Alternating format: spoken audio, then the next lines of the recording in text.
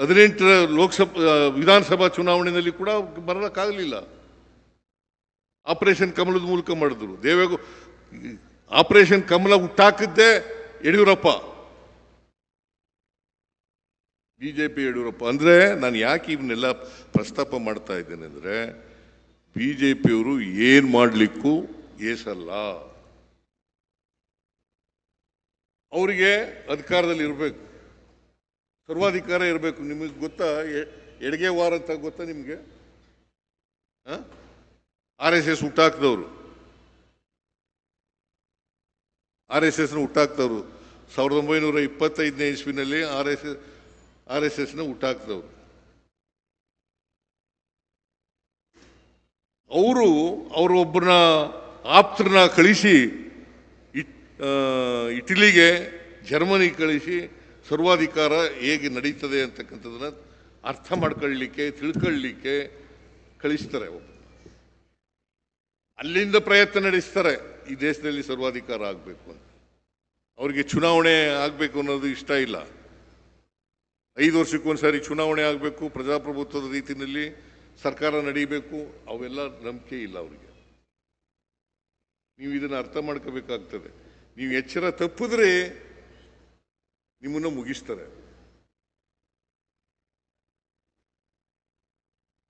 ಅದಕ್ಕೋಸ್ಕರ ಎಲ್ಲ ಶಾಸಕರು, ಸ್ವತಂತ್ರ ಅಭ್ಯರ್ಥಿಗಳು, ಲೋಕಸಭಾ ಸದಸ್ಯರು, ಸ್ವತಃ ಲೋಕಸಭಾ ಅಭ್ಯರ್ಥಿಗಳು ಇದನ್ನು ಅರ್ಥ ಮಾಡ್ಕೋಬೇಕಾಗುತ್ತೆ. ಅದಕ್ಕೋಸ್ಕರ ಈ ತಿಂಗಳು ಬಹಳ ಪ್ರಮುಖವಾದಂಥ ತಿಂಗಳು. ಜೂನ್ 30ರಿಂದ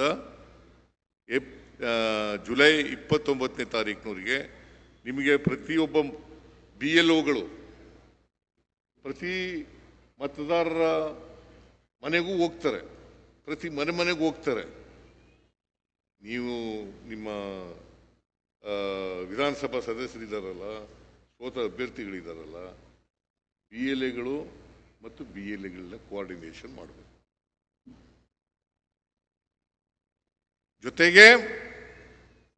ಜೊತೆಗೆ ಕನಿಷ್ಠ ಪಕ್ಷ ಇಬ್ಬರನ್ನ ಒಂದು ಬೂತ್ ಲೆವೆಲ್ನಲ್ಲಿ ಆಯ್ಕೆ ಮಾಡಬೇಕು. ಎಲ್ಲ ಮತದಾರರು ಗೊತ್ತಿರೋರು, ಎಲ್ಲ ಮತದಾರರು ಆ ಬೂತ್ ಲೆವೆಲ್ ಅಲ್ಲಿ ಅವನು ಮತದಾರ ಆಗಿರ್ಬೇಕು, ಬೂತ್ ಲೆವೆಲ್ ಮತದಾರ ಆಗಿರ್ಬೇಕು. ಆ ಮತದಾರರು ಸ್ವಲ್ಪ ಖರ್ಚಾದರೂ ಪರವಾಗಿಲ್ಲ, ಅದನ್ನು ಸಹಿಸ್ಕೊಳ್ತಕ್ಕಂಥ ಕೆಲಸವನ್ನು ಮಾಡಬೇಕು. ಯಾರಿಗೆ ಪ್ರಜಾಪ್ರಭುತ್ವದಲ್ಲಿ ನಂಬಿಕೆ ಇದೆ, ಯಾರು ಮತ್ತೊಮ್ಮೆ ಶಾಸಕರಾಗಬೇಕು ಅಂತ ಇದ್ದಾರೆ, ಮತ್ತೆ ಸೋತಿರತಕ್ಕಂಥ ಅಭ್ಯರ್ಥಿಗಳು ಶಾಸಕರಾಗಬೇಕು ಅಂತ ಇದ್ದಾರೆ, ಮತ್ತೆ ಪ್ರಜಾಪ್ರಭುತ್ವ ಉಳಿಸ್ಲಿಕ್ಕೋಸ್ಕರ, ದೇಶವನ್ನು ಉಳಿಸ್ಲಿಕ್ಕೋಸ್ಕರ, ಸಂವಿಧಾನವನ್ನು ಉಳಿಸ್ಲಿಕ್ಕೋಸ್ಕರ ಪ್ರಯತ್ನವನ್ನು ಮಾಡಲೇಬೇಕು. ಈ ಸಮಾವೇಶ ಮಾಡೋದು ಉದ್ದೇಶ ಎಲ್ಲ ಸಂಘಟನೆಗೋಸ್ಕರ ಮಾಡ್ತಾ ಇಲ್ಲ. ಇದನ್ನ ಪ್ರಜಾಪ್ರಭುತ್ವ ಉಳಿಲಿ, ಸಂವಿಧಾನ ಉಳಿಲಿ ಅನ್ನೋ ಕಾರಣಕ್ಕೋಸ್ಕರ ಈ ಸಮಾವೇಶ ಮಾಡ್ತಾ ಇರ್ತಾರೆ. ಬಿಜೆಪಿಯವರ ಕುತಂತ್ರ ಇದೆಯಲ್ಲ, ಮೋದಿಯವರ ಕುತಂತ್ರ ಇದೆಯಲ್ಲ, ಅದು ಎಲ್ಲ ಜನರಿಗೆ ಬಯಲಾಗತಕ್ಕಂಥ ಕೆಲಸವನ್ನು ಮಾಡಬೇಕು. ಇಲ್ಲೇ ಹೋದರೆ ಈ ದೇಶ ಸರ್ವಾಧಿಕಾರಿ ಕೊಟ್ಟೋಗ್ತದೆ. ನೀವು ಮತ್ತೆ ಗುಲಾಮರಾಗ್ತಕ್ಕಂಥ ಪರಿಸ್ಥಿತಿ ನಿರ್ಮಾಣ ಆಗುತ್ತೆ. ಇವರು ಯಾರ ಜೊತೆ ಸ್ವಾತಂತ್ರ್ಯ ಪೂರ್ವದಲ್ಲಿ ಯಾರ ಜೊತೆ ಸಂಪರ್ಕದಲ್ಲಿ ಇದ್ರು? ಇವರು ಯಾರ ಜೊತೆ ಸ್ನೇಹದಿಂದ ಇದ್ರು? ಯಾರ ಜೊತೆ ಸ್ನೇಹದಿಂದ ಇದ್ರು?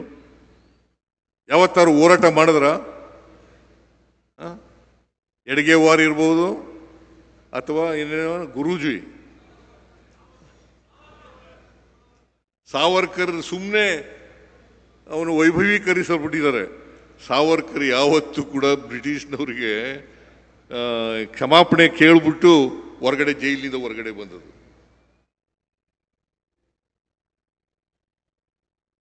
ಸುಳ್ಳು ಹೇಳೋದ್ರಲ್ಲಿ ನಿಸ್ಸೀಮರು ಬಿಜೆಪಿಯವರು. ಅದಕ್ಕೋಸ್ಕರ ನೀವು ಒಂದು ತಿಂಗಳು ಎಲ್ಲೂ ಹೋಗದೇನೆ ಎಚ್ಚರ ವಹಿಸ್ಬೇಕು. ಮಾಡ್ತೀರಿ ಅಲ್ವಾ? ಶಾಸಕರು ಕೈ ಎತ್ತರಿ, ಶಾಸಕರು ನೋಡೋಣ. ಸೋತ ಅಭ್ಯರ್ಥಿಗಳು ನೀವೆಲ್ಲರೂ ಕೂಡ ಜಾಗೃತಿಯನ್ನು ವಹಿಸಬೇಕು. ನೀವು ಜಾಗೃತಿ ವಹಿಸದೆ ಹೋದ್ರೆ ನಿಮ್ಮ ಮಾರಣ ಹೋಮ ಆಗ್ತದೆ ಅಂತಕ್ಕಂಥದ್ದನ್ನು ಅರ್ಥ ಮಾಡ್ಕೋಬೇಕು. ನಿಮ್ಮ ಮಾರಣ ಹೋಮ ಆಗುತ್ತದೆ. ನಮ್ದೇನೋ ರಾಜಕೀಯ ಮುಗೀತು, ಆದರೆ ನೀವು ಮುಂದೆ ಚುನಾವಣೆ ನಿಲ್ತಕ್ಕಂಥವ್ರು, ಇನ್ನೂ ಬಹಳ ವರ್ಷ ಚುನಾವಣೆ ಕಣದಲ್ಲಿ ಇರ್ತಕ್ಕಂಥವ್ರು, ನೀವು ಎಚ್ಚರ ವಹಿಸದೆ ಹೋದ್ರೆ ಭಾರಿ ಕಷ್ಟ ಆಗ್ತದೆ. ಅದಕ್ಕೆ ಅವನು ಯಾವನೋ ಒಬ್ಬ ಹೇಳ್ತಾ ಇದ್ದ, ಮೊನ್ನೆ ಬೆಂಗಳೂರಿನಲ್ಲಿ ಶಾಸಕರು ಸೋತ ಅಭ್ಯರ್ಥಿಗಳು ಸಭೆ ಮಾಡೋದು, ಅಲ್ಲಿ ಹೇಳ್ತಾ ಇದ್ದ, ಅವಕಾಶ ಮತ್ತು ಅಪಾಯ.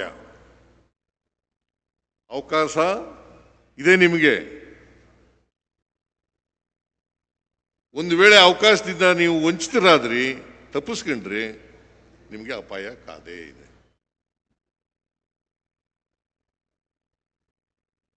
I think I made my self very clear ಅಲ್ಲ? ನಿಮ್ಗೆಲ್ಲ ಅರ್ಥ ಆಗಿದೆಯಲ್ಲ?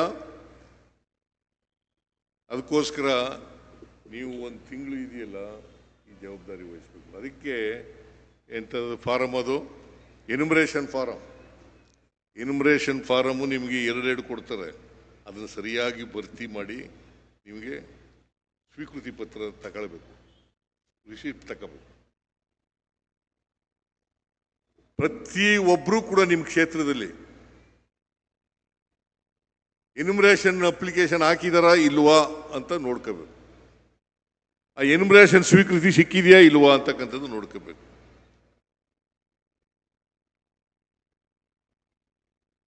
ಇದನ್ನ ಮಾಡ್ತೀರಿ ಅಂತಕ್ಕಂಥ ವಿಶ್ವಾಸ, ನಂಬಿಕೆ ಇದೆ ನನಗೆ. ಅದಕ್ಕೋಸ್ಕರನೇ ಪಾಪ ಸುದರ್ಶನ್ ಅವರು ಇಡೀ ರಾಜ್ಯನೆಲ್ಲ ಸುತ್ತಿ ಇವ್ರನ್ನೆಲ್ಲ ಜಾಗೃತಿಗೊಳಿಸ್ತಕ್ಕಂಥ ಕೆಲಸವನ್ನು ಮಾಡ್ತಾ ಇದ್ದಾರೆ. ಕಾಂಗ್ರೆಸ್ ಮಾತ್ರ ಹೊಣೆಗಾರಿಕೆ ಇರ್ತಕ್ಕಂಥದ್ದು,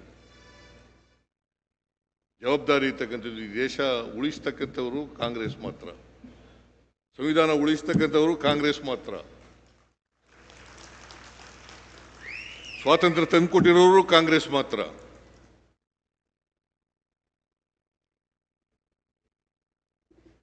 ಇದನ್ನ ನೀವೆಲ್ಲ ಅರ್ಥ ಮಾಡ್ಕೋತೀರಿ ಅಂತಕ್ಕಂಥದ್ದು ನನ್ನ ಭಾವನೆ.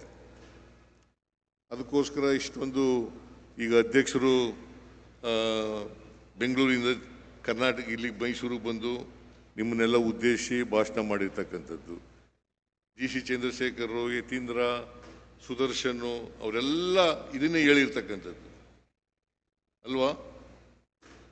ಬಹುಶಃ ನಿಮಗೆಲ್ಲ ಅರ್ಥ ಆಗಿದೆ ಅಂತ ಹೇಳಿ ನಾನು ಅಂದ್ಕೊಂಡಿದ್ದೇನೆ.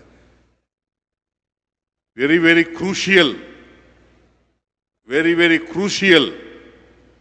ನಿಮಗೆ ಜೂನ್ 30ರಿಂದ ಜುಲೈ 29ನೇ ತಾರೀಕಿನವರೆಗೆ, ಜುಲೈ 30ರಿಂದ ಜುಲೈ 29ನೇ ತಾರೀಕಿನವರೆಗೆ ವೆರಿ ವೆರಿ ಕ್ರೂಷಿಯಲ್. ನೀವು ದಯಮಾಡಿ ನಿಮ್ಮಲ್ಲಿ ಕೈ ಮುಗಿದು ಪ್ರಾರ್ಥನೆ ಮಾಡ್ತೀನಿ, ಎಲ್ಲ ಕೆಲಸಗಳನ್ನೆಲ್ಲ ಬಿಟ್ಟುಬಿಡಿ. ಈ ಒಂದು ತಿಂಗಳು, ಈ ಒಂದು ತಿಂಗಳಲ್ಲಿ ನೀವು ಇದೇ ಕೆಲಸ ಮಾಡಬೇಕು, ಇದೇ ಕೆಲಸ ಮಾಡಬೇಕು. ಮಾಡ್ತೀನಿ ಅಂತಕ್ಕಂಥ ನಂಬಿಕೆಯಿಂದ ನಾನು ಹರಿಪ್ರಸಾದ್ ಏನು ಹೇಳಿದ್ರು, ಯತೀಂದ್ರ ಏನು ಹೇಳಿದ್ರು, ಚಂದ್ರಶೇಖರ್ ಏನು ಹೇಳಿದ್ರು, ಸುದರ್ಶನ್ ಏನು ಹೇಳಿದ್ರು, ಅದ್ರ ಬಗ್ಗೆ ಎಲ್ಲ ಮಾತಾಡಕ್ಕೆ ಹೋಗಲ್ಲ. ಹೊಸ ಇಷ್ಟು ಸಾಕು ಅಂತ ಅನಿಸುತ್ತೆ ನನಗೆ. ನೀವು ಎಚ್ಚರಿಕೆಯಿಂದ ಇದ್ದರೆ ಅಷ್ಟೇ ಸಾಕು. ಎಚ್ಚರಿಕೆಯಿಂದ ಒಬ್ಬ ಮತದಾರರು ಬಿಟ್ಟು ಹೋಗಬಾರ್ದು. ಯಾಕಂತಾರೆ ಬಿಜೆಪಿಯವರು ಟಾರ್ಗೆಟ್ ಮಾಡೋದೇ ಅದಕ್ಕೋಸ್ಕರ. ಈಗ ವೆಸ್ಟ್ ಬೆಂಗಾಲ್ ಸೋತದ ಯಾಕೆ, ಹರಿಯಾಣ ಸೋತದ ಯಾಕೆ, ಮಹಾರಾಷ್ಟ್ರ ಸೋತದ ಯಾಕೆ, ಬಿಹಾರ್ ಸೋತದ ಯಾಕೆ? ತಾವು ಇದನ್ನೆಲ್ಲ ಅರ್ಥ ಮಾಡ್ಕೊಂಡಿದ್ದೀರಿ ಅಂತಕ್ಕಂಥದ್ದು ನನ್ನ ಭಾವನೆ. ಇದನ್ನೆಲ್ಲ ನಿಮಗೆ ಎಚ್ಚರ ವಹಿಸ್ತೀರಿ ಅಂತಕ್ಕಂಥ ವಿಶ್ವಾಸದೊಡನೆ ನನ್ನ ಮಾತುಗಳನ್ನು ಮುಗಿಸ್ತೇನೆ. ಜೈ ಹಿಂದ್, ಜೈ ಕರ್ನಾಟಕ, ಜೈ ಕಾಂಗ್ರೆಸ್. ನಿಮ್ಗೆಲ್ರಿಗೂ ನಮಸ್ಕಾರ.